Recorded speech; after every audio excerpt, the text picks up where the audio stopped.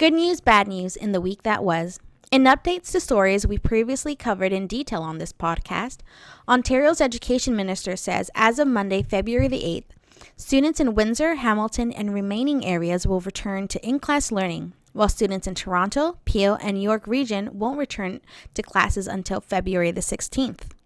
Meanwhile, in a win for free speech advocates, Canada Post suspends employee Ramiro Sepulveda and Ling Ying Su for refusing to do their job and deliver the Epoch Times through the mail, ensuring that the choice of what Canadians consume is left to Canadians.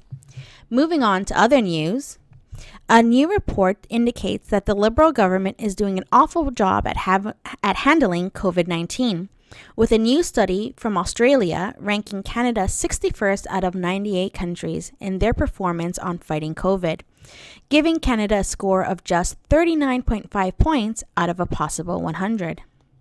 Therefore, it should come to us as no surprise.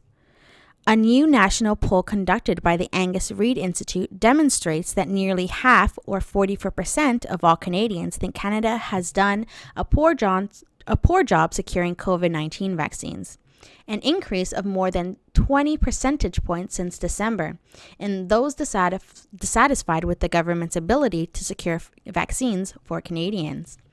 Meanwhile, the government keeps lying to us about vaccines being the key to returning to normal, as Canada's Transportation Minister, Omar Albagarra, lets the rabbit out of the hat, insisting that even those Canadians who receive the vaccines must continue to follow Canada's new transportation restrictions and all lockdown restrictions, stating there is no clear end in sight for Canadians, even assuming vaccines will be available to those who want them.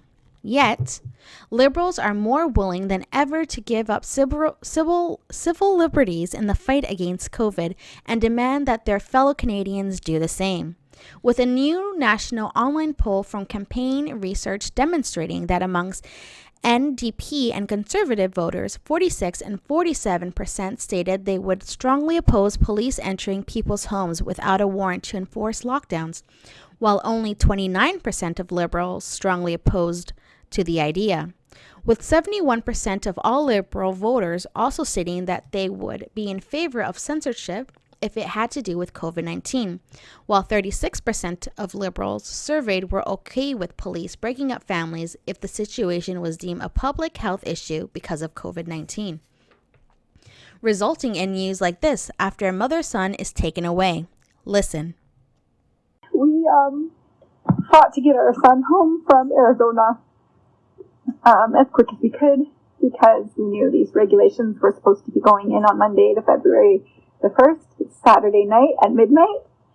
And my son is supposed to be coming in from the flight from Phoenix, and he is being detained because they didn't accept his test.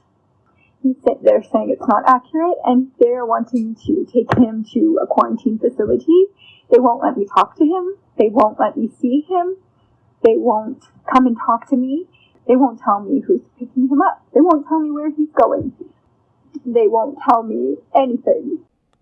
Meanwhile, in Toronto and Montreal, security contractors have now been hired to do door knocking, checking for those supposed to be in quarantine at their addresses to ensure they are following the lockdown measures. A door-knocking force that includes Liberal politicians, with Liberal MP Seamus O'Regan caught campaigning door-to-door last Saturday, despite Trudeau imploring all Canadians to stay home. Just another example of government hypocrisy for us mouth breathers to swallow.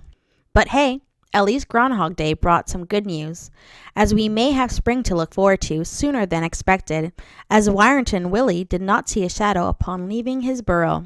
And this has been Good News, Bad News in the week that was.